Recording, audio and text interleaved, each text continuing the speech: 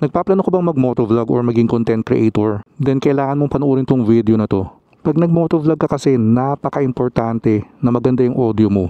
Para sa akin lang yun ang magdadala ng video eh. Pwedeng hindi ganun kaganda yung video quality, pero kung maganda yung audio mo, there's a good chance na papanoorin ka pa rin. Versus kahit napakaganda ng quality ng video mo, kung pangit ang audio, hindi rin tatagal yung viewer. So ngayon, i-review natin and i-compare yung for me dalawa sa best mic na pang motovlog or content creation. Ito yung DJI Mic Mini versus Hollyland Lark M2. So tara, unahin na muna natin i-review tong DJI Mic Mini.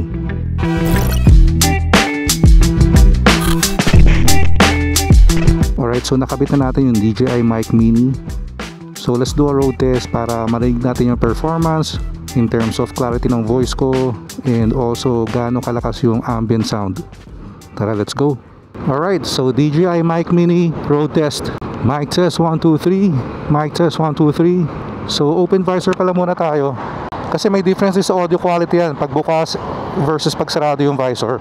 So ito yung DJI Mic Mini pag open visor. How do I sound? Okay ba? For sure okay yan. And yung gain pala nitong DJI Mic Mini is -8. So binawasan ko pa ng konti kasi before ang gamit ko dito -6 na gain. Parang during editing napapansin ko yung boses ko madalas nagpipeak. And by the way, i-share ko rin pala kung magkano yung kuha ko dito sa DJI Mic Mini tsaka doon sa Hollyland Lark M2. And ito palang DJI Mic Mini natin. Ito yung yung 1 transmitter and 1 receiver version lang. So wala ako ng charging case. Kadalasan kasi makikita nyo dito sa Mic Mini is yung may charging case. Yun yung 2 transmitters and 1 receiver. Being practical, hindi ko naman kailangan ng 2 transmitter. Ililipat-lipat ko na lang pag sa motovlog, nasa helmet. Pag sa mga voice over sa bahay, tinatanggal ko lang. Malaki na rin kasi yung talon sa presyo ng 1 transmitter versus 2 transmitters.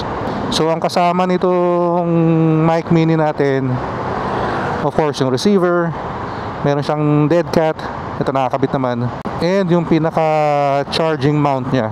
Since napakaliit nitong Mic Mini, wala tong saksakan ng charging cable. Unlike sa DJI Mic 2, yun, pwede mong isaksak diretso yung charging cable dun sa sa pinaka mic. Pag yung 2 transmitter version naman ang binili nyo, dun kayo magcha-charge via the charging case. So tara, try naman natin ang helmet closed. Sarado na helmet natin. DJI Mic Mini helmet closed. How do I sound? Mic test 1, 2, 3. Mic test 1, 2, 3. And by the way, yung i-compare pala natin ng mic, yung Hollyland Lark M2, hindi ko pa nagagamit dito na pang motovlog. So first time din today. So ngayon ko lang din maririnig in comparison to the Mic Mini. By the way, sa mga hindi pala nakakaalam, although may kasamang receiver tong Mic Mini, since I'm using a DJI Action 4 camera, hindi ko na kailangang ikabit dito. Kumbaga yung pinaka mic, kaya na niya mag-connect natively dun sa Action 4.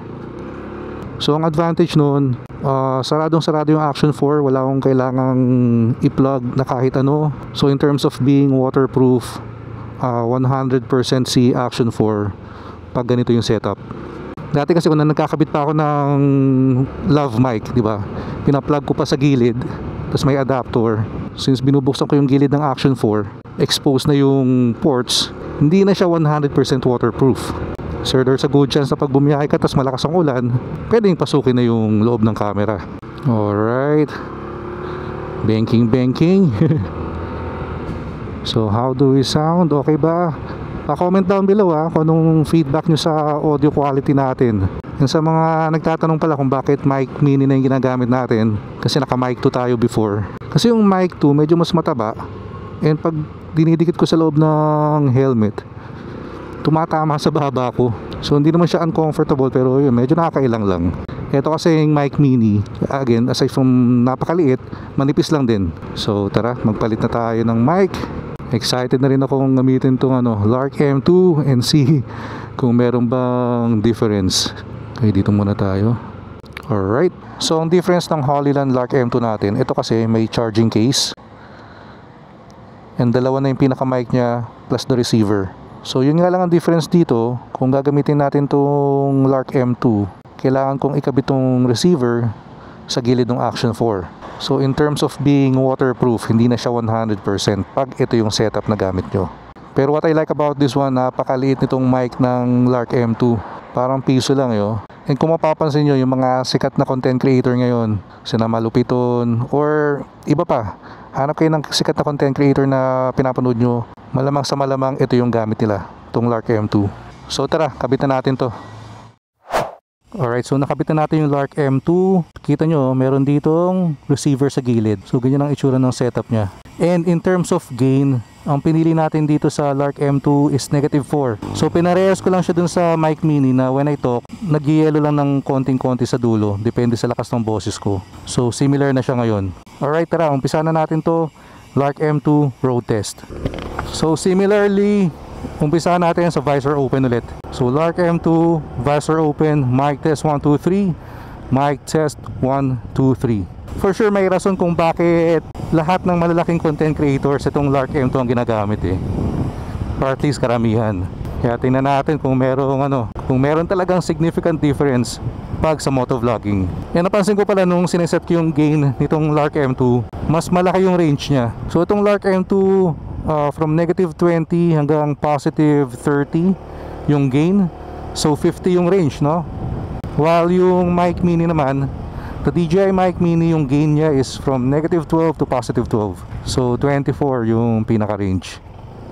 So kung meticuloso ka pagdating sa gain or dun sa lakas ng boses mo, mas mape-personalize mo, medyo mas accurate dito sa Lark M2. Pero ako naman kasi hindi ako masyadong particular dun. Basta klaro yung boses ko, okay yung volume, hindi naman nagki-clip, goods na tayo. Alright, so again, Lark M2, visor open, mic test 1, 2, 3. Mic test 1, 2, 3. And by the way, baka pala napansin nyo, walang dead cat tong gamit natin ngayon. May kasamang dead cat to. Actually, dalawa pa nga eh. Kaso nga lang, the difference is, yung sa mic mini, pag nilagyan mo ng dead cat, minimalist pa rin. Maliit pa rin yung pinaka footprint nya. Kasi sa taas mo lang ipapatong. Ito kasing dead cat ng Lark M2, medyo malaki. Ipapasok mo yung buong Lark M2 mic dun sa loob ng dead cat. Inisip ko kanina kung gagamitin ko pang motovlog, lagay ko sa loob ng helmet, baka tumama sa bibig ko yung dead cat.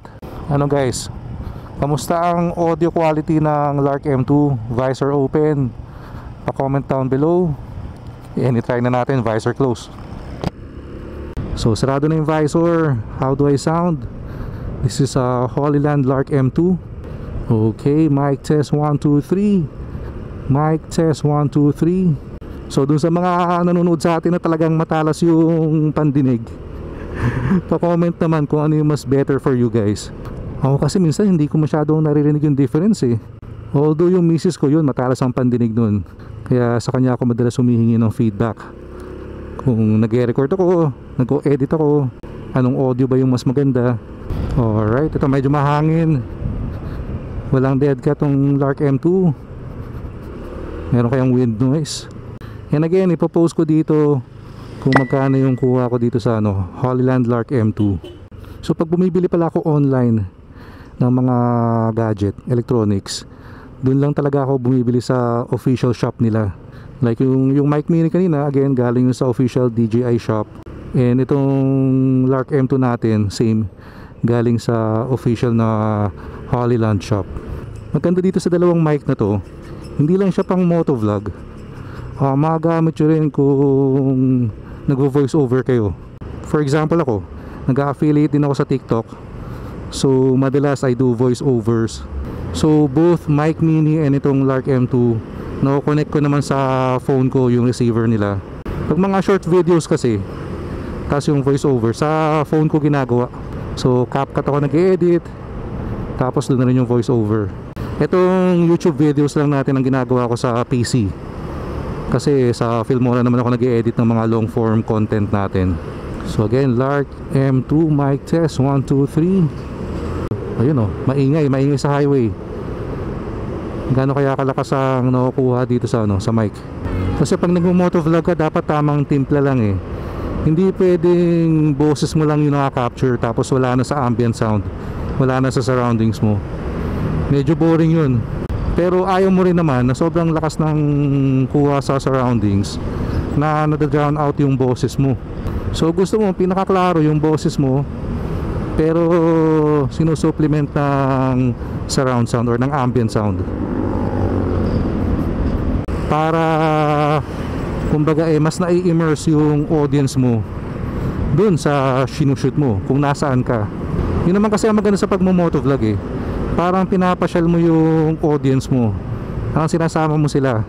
So dapat kung ano naririnig mo, naririnig din nila. Ano yung nafe-feel mo, nafe-feel din nila through your video and audio.